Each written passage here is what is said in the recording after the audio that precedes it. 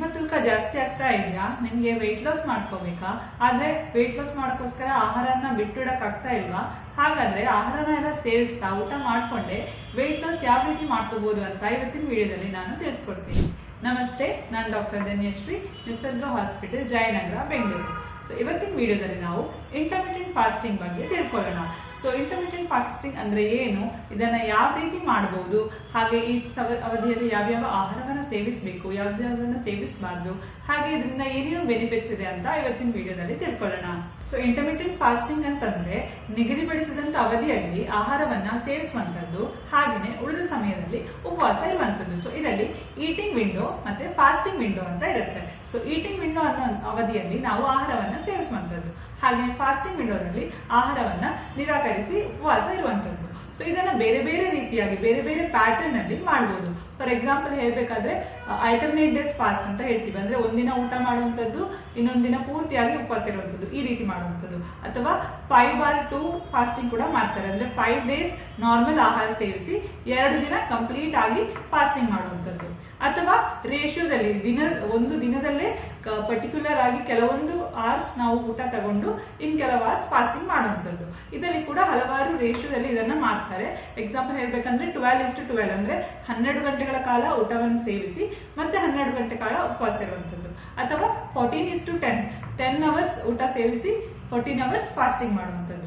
ಅಥವಾ ಇದರಲ್ಲಿ ತುಂಬಾ ಫೇಮಸ್ ಆಗಿರೋ ರೇಷಿಯೋ ಅಂದ್ರೆ 16:8 ಅಂದ್ರೆ 8 ಗಂಟೆಗಳ ಅವಧಿಯಲ್ಲಿ ಊಟವನ್ನು ಸೇವಿಸಿ 16 ಗಂಟೆ ಉಪವಾಸ ಇರುವಂತದ್ದು. ಸೊ ಇದೆಲ್ಲ ಬೇರೆ ಬೇರೆ ರೀತಿಯಾಗಿ ಬೇರೆ ಬೇರೆ ಪ್ಯಾಟರ್ನ್ ಅಲ್ಲಿ ನಾವು ಇಂಟರ್ಮಿಟೆಂಟ್ ಫಾಸ್ಟಿಂಗ್ ಅನ್ನ ಮಾಡಬಹುದು. ಸೊ ಈ ರೀತಿ ಮಾಡೋದ್ರಿಂದ ಏನು ಬೆನಿಫಿಟ್ಸ್ ಅಂದ್ರೆ, ಯೂಶುವಲ್ ಆಗಿ ವೆಯ್ಟ್ ಲಾಸ್ ಅಂದ ಕೂಡಲೇ ತುಂಬಾ ಸ್ಟ್ರಿಕ್ಟ್ ಆಗಿ ಜನಗಳು ಡಯಟ್ ನ ಮಾಡ್ತಾರೆ, ಆಹಾರವನ್ನ ಬಿಡ್ತೀರಾ, ಸಿವಿಯರ್ ಆಗಿ ಎಕ್ಸರ್ಸೈಸ್ ಮಾಡ್ತೀರಾ. ಸೊ ಇದೆಲ್ಲ ಮಾಡಿದಾಗ ನಿಮ್ಗೆ ಲಾಂಗ್ ಟರ್ಮ್ ಇದನ್ನ ಮಾಡಕ್ಕೆ ಸಾಧ್ಯ ಆಗೋದಿಲ್ಲ. ಸೊ ಇದನ್ನ ಮಾಡಿದ ತಕ್ಷಣ ನಾರ್ಮಲ್ ಡಯಟ್ ಹೋದಾಗ ಓವರ್ ಈಟಿಂಗ್ ಮಾಡ್ತಾರೆ, ಕಳ್ಕೊಂಡಿರೋ ವೆಯ್ಟ್ ಅನ್ನ ಮತ್ತೆ ಗೇನ್ ಆಗೋ ಚಾನ್ಸಸ್ ಇರುತ್ತೆ. ಅದರ ಬದಲು ನಾವು ಈ ರೀತಿಯಾದ ಡಯಟ್ ಫಾಲೋ ಮಾಡಿದ್ರೆ ಇದನ್ನ ನಾವು ಲಾಂಗ್ ಟರ್ಮ್ ಆಗಿ ಕನ್ಸಿಸ್ಟೆಂಟ್ ಆಗಿ ಮಾಡಬಹುದು. ಸೊ ನಿಧಾನವಾಗಿ ವೆಯ್ಟ್ ಲಾಸ್ ಆದ್ರೂ ಕೂಡ ನಿಮ್ಗೆ ಆ ವೆಯ್ಟ್ ಲಾಸ್ ಅನ್ನ ಮೇಂಟೈನ್ ಮಾಡಕ್ಕೆ ಸಾಧ್ಯವಾಗುತ್ತೆ.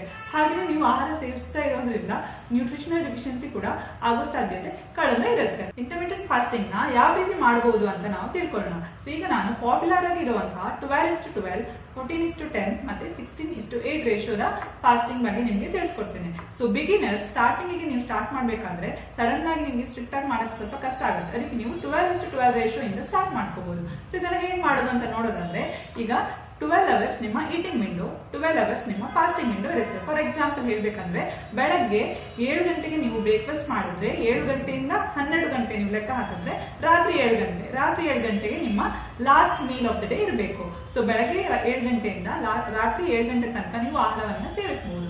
ಹಾಗೇನೆ ರಾತ್ರಿ 7 ಗಂಟೆಯಿಂದ ನೆಕ್ಸ್ಟ್ ಡೇ ಮಾರ್ನಿಂಗ್ 7 ಗಂಟೆ ತನಕ ನೀವು ನೀರನ್ನು ಬಿಟ್ಟು ಬೇರೆ ಏನಾದ್ರು ಸೇವಿಸಬಾರ್ದು. ಸೊ ಇದು 12:12 ರೇಷಿಯೋದಲ್ಲಿ ಮಾಡುವಂತ ಇಂಟರ್ಮಿಟೆಂಟ್ ಫಾಸ್ಟಿಂಗ್. ಸೊ ನೀವು ಸ್ಟಾರ್ಟಿಂಗ್ ಗೆ ಈ ರೇಷಿಯೋದಲ್ಲಿ ಬಿಗಿನ್ ಮಾಡ್ತಾ ನಿಮ್ಮ ಬಾಡಿ ಅಡ್ಜಸ್ಟ್ ಆಗೋಕೆ ಸ್ವಲ್ಪ ಟೈಮ್ ಕೊಡಿ. ಸೊ ಇದು ನಿಮ್ಗೆ ಅಭ್ಯಾಸ ಆದ ನಂತರ ನೀವು ನಿಧಾನವಾಗಿ ನಿಮ್ಮ ಈಟಿಂಗ್ ವಿಂಡೋನ ಕಮ್ಮಿ ಮಾಡ್ತಾ ಮಾಡಬಹುದು. 12:12 ರೇಷಿಯೋದಲ್ಲಿ ನಿಮ್ಗೆ ಮಾಡಿ ಅಭ್ಯಾಸ ಆದ ನಂತರ ನೀವು 14:10 ರೇಷಿಯೋಗೆ ಶಿಫ್ಟ್ ಆಗಬಹುದು. ಈಗ ನೀವು ಈಟಿಂಗ್ ವಿಂಡೋನ 2 ಅವರ್ಸ್ ಮುಂಚೆಗಿಂತ ಕಡಿಮೆ ಮಾಡ್ಕೋಬೇಕು, ಅಂದ್ರೆ 10 ಅವರ್ಸ್ ನಿಮ್ಮ ಈಟಿಂಗ್ ವಿಂಡೋ ಇಡಬೇಕು. ಎಕ್ಸಾಂಪಲ್ ಹೇಳ್ಬೇಕಂದ್ರೆ ಮಾರ್ನಿಂಗ್ 7 AM ಬ್ರೇಕ್ಫಾಸ್ಟ್ ಮಾಡಿದ್ರೆ ಈವ್ನಿಂಗ್ 5 PM ಗೆ ನಿಮ್ಮ ಲಾಸ್ಟ್ ಮೀಲ್ ಆಗಿರ್ಬೇಕು.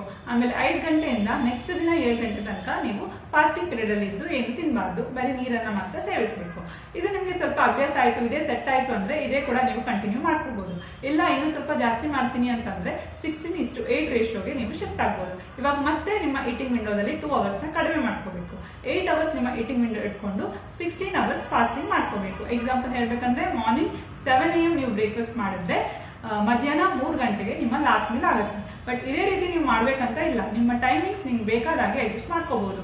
ಫಾರ್ ಎಕ್ಸಾಂಪಲ್ ನೀವು ಬೆಳಗ್ಗೆ 10 ಗಂಟೆಗೆ ಬ್ರೇಕ್ಫಾಸ್ಟ್ ಮಾಡಿ 3 ಗಂಟೆಗೆ ಊಟ ಮಾಡಿ ಮತ್ತೆ 6 ಗಂಟೆಗೆ ನಿಮ್ಮ ಡಿನ್ನರ್ ಕೂಡ ಮಾಡ್ಕೋಬಹುದು. ಆಗ ನಿಮ್ಗೆ 3 ಮೀಲ್ಸ್ ಕೂಡ ಸಿಗುತ್ತೆ.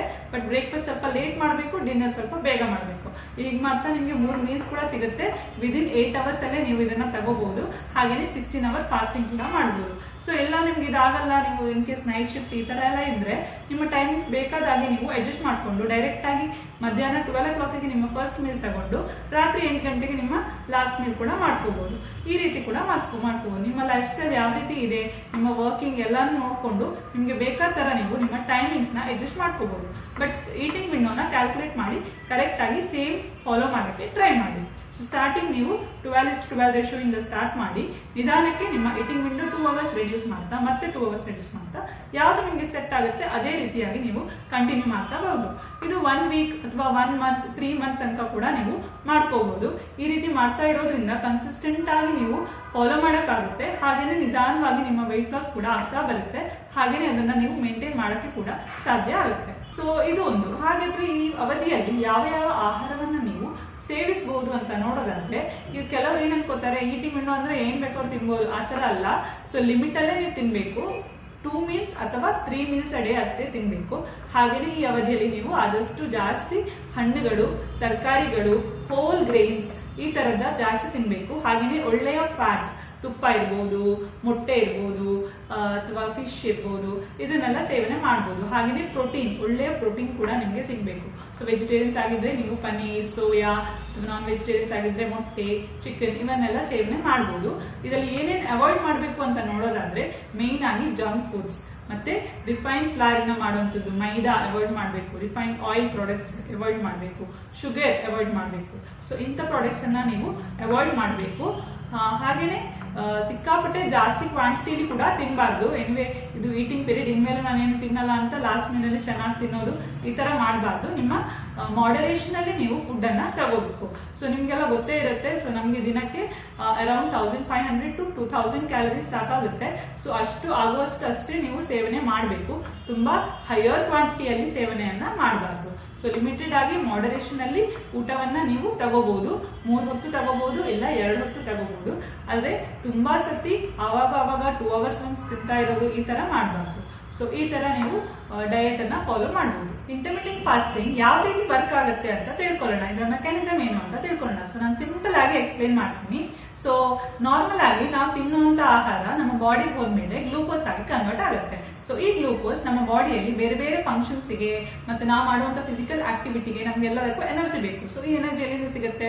ನಾವು ತಿನ್ನುವಂತ ಆಹಾರದಲ್ಲಿ ಇರುವಂತ ಗ್ಲೂಕೋಸ್ ಇಂದ ನಮ್ಗೆ ಎನರ್ಜಿ ಸಿಗುತ್ತೆ. ಬಟ್ ನಾವು ತಿನ್ನುವಂತ ಆಹಾರ ತುಂಬಾ ಜಾಸ್ತಿ ಇದ್ರೆ, ಹಾಗೇನೆ ನಾವು ಮಾಡುವಂತ ಆಕ್ಟಿವಿಟೀಸ್ ಕಮ್ಮಿ ಇದ್ರೆ, ತಿಂದಷ್ಟು ನಾವು ಖರ್ಚು ಮಾಡದೇ ಇದ್ದಾಗ ಏನಾಗುತ್ತೆ, ನಮ್ಮ ಬಾಡಿ ಅದನ್ನ ಫ್ಯಾಟ್ ಆಗಿ ಕನ್ವರ್ಟ್ ಮಾಡಿ ಸ್ಟೋರ್ ಮಾಡುತ್ತೆ. ಇದರಿಂದಾಗಿ ನಮ್ಮ ವೇಟ್ ಗೇನ್ ಆಗೋ ಸಾಧ್ಯತೆ ಇರುತ್ತೆ. ಹಾಗೆ ನಮ್ಮ ಬಾಡಿಯಲ್ಲಿ ಫ್ಯಾಟ್ ಕಂಟೆಂಟ್ ಜಾಸ್ತಿ ಆಗುತ್ತೆ. ಸೊ ಇಂಟರ್ಮಿಟೆಂಟ್ ಫಾಸ್ಟಿಂಗ್ ಮಾಡಿದಾಗ ಏನಾಗುತ್ತೆ, ನೀವು ಕೊನೆಯ ಆಹಾರ last meal of the day ಮಾಡಿದ ನಂತರ ಒಂದು 2-3 ಅವರ್ಸ್ ಅಲ್ಲಿ ಅದು ನಮ್ಗೆ ಖರ್ಚಾಗಿ ಹೋಗುತ್ತೆ, ಡೈಜೆಷನ್ ಆಗ್ಬಿಡುತ್ತೆ. ಅದರ ನಂತರ ನಾವು ಉಪವಾಸದಲ್ಲಿ ಇರ್ತೀವಿ. ಆಗ ಏನಾಗುತ್ತೆ, ನಮ್ಮ ದೇಹದಲ್ಲಿ ಆಗುವಂತ ಹಲವಾರು ಫಂಕ್ಷನ್ಸ್ ಗೆ, ನಾವು ಮಾಡುವಂತ ಫಿಸಿಕಲ್ ಆಕ್ಟಿವಿಟೀಸ್ ಇರ್ಬೋದು, ಇದಕ್ಕೆ ಬೇಕಾಗಿರುವಂತ ಎನರ್ಜಿ ಎಲ್ಲಿಂದ ಸಿಗುತ್ತೆ? ನಮ್ಮ ಬಾಡಿಯಲ್ಲಿ ರಿಸರ್ವ್ ಆಗಿರುವಂತಹ ಫ್ಯಾಟ್. ಈ ಫ್ಯಾಟ್ ಅನ್ನ ಅದು ಬಾಡಿ ಬರ್ನ್ ಮಾಡಕ್ಕೆ ಶುರು ಮಾಡುತ್ತೆ. ಇದನ್ನ ಕೀಟೋನ್ ಬಾಡೀಸ್ ಆಗಿ ಕನ್ವರ್ಟ್ ಮಾಡಿ ಅದನ್ನ ಎನರ್ಜಿ ರೂಪದಲ್ಲಿ ಅದು ಬಳಕೆ ಮಾಡುತ್ತೆ. ಇದರಿಂದಾಗಿ ನಮ್ಮ ಬಾಡಿಯಲ್ಲಿರೋ ಫ್ಯಾಟ್ ಕರೆಕ್ಟ್ ಬರುತ್ತೆ. ಸೊ ಇದರಿಂದಾಗಿ ನಮ್ಮ ವೆಯ್ಟ್ ಲಾಸ್ ಕೂಡ ಆಗೋಕ್ಕೆ ಹೆಲ್ಪ್ ಆಗುತ್ತೆ. ಈ ರೀತಿ ಇಂಟರ್ಮಿಟೆಂಟ್ ಫಾಸ್ಟಿಂಗ್ ವರ್ಕ್ ಆಗುತ್ತೆ. ಹಾಗಾದ್ರೆ ಇಂಟರ್ಮಿಟೆಂಟ್ ಫಾಸ್ಟಿಂಗ್ ಮಾಡೋದ್ರಿಂದ ಏನೇನು ಹೆಲ್ತ್ ಬೆನಿಫಿಟ್ಸ್ ಇದೆ ಅಂತ ತಿಳ್ಕೊಳ್ಳೋಣ. ಇದು ಬರೀ ವೆಯ್ಟ್ ಲಾಸ್ ಗಷ್ಟೇ ಹೆಲ್ಪ್ ಮಾಡೋದಲ್ಲ, ಅದಲ್ಲದೇನು ಬೇರೆ ಹೆಲ್ತ್ ಬೆನಿಫಿಟ್ಸ್ ಇದೆ.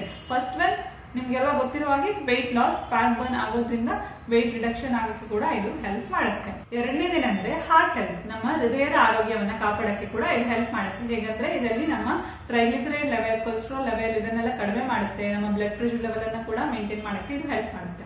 ಇದರಿಂದ ನಮ್ಮ ಹೃದಯದ ಆರೋಗ್ಯವನ್ನ ಕೂಡ ಕಾಪಾಡುತ್ತೆ.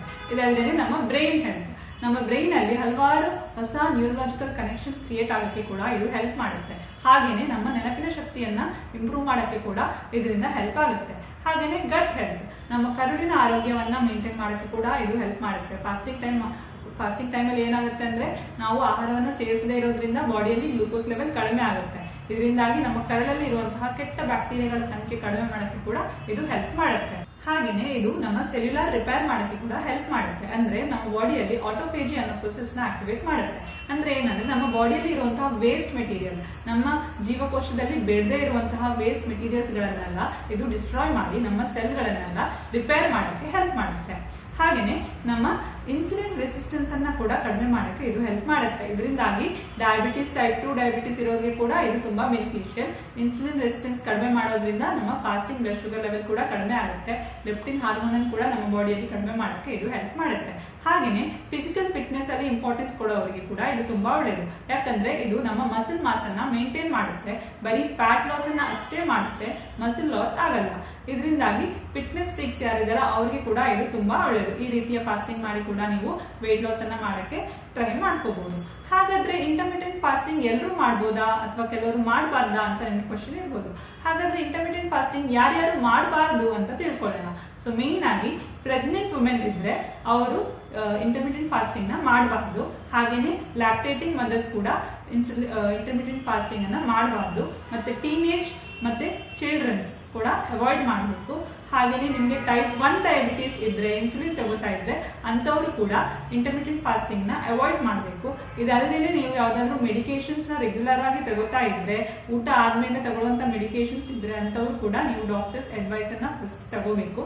ಹಾಗೇನೆ ನಿಮ್ಗೆ ಯಾವ್ದಾದ್ರು ಈಟಿಂಗ್ ಡಿಸಾರ್ಡರ್ಸ್ ಇದ್ರೆ ಅಂತವ್ರು ಕೂಡ ಇಂಟರ್ಮಿಟೆಂಟ್ ಫಾಸ್ಟಿಂಗ್ ನ ಮಾಡಬಾರ್ದು. ಸೊ ಈಗ ಇಂಟರ್ಮಿಟೆಂಟ್ ಫಾಸ್ಟಿಂಗ್ ಯಾವ್ಯಾವ ರೀತಿಯಲ್ಲಿ ಮಾಡಬಹುದು ಅಂತ ತಿಳಿಸ್ಕೊಟ್ಟಿದ್ದೀನಿ. ಇನ್ಯಾಕ್ ತಡ, ನೀವು ಯಾವ ಪ್ಯಾಟರ್ನ್ ನಿಮಗೆ ಸೂಟ್ ಆಗುತ್ತೆ ಅಂತ ನೋಡ್ಕೊಂಡು ಇಂಟರ್ಮಿಟೆಂಟ್ ಫಾಸ್ಟಿಂಗ್ ನ ಶುರು ಮಾಡ್ಕೊಡಿ, ವೇಟ್ ಲಾಸ್ ಅನ್ನ ಶುರು ಮಾಡ್ಕೊಡಿ. ಧನ್ಯವಾದಗಳು.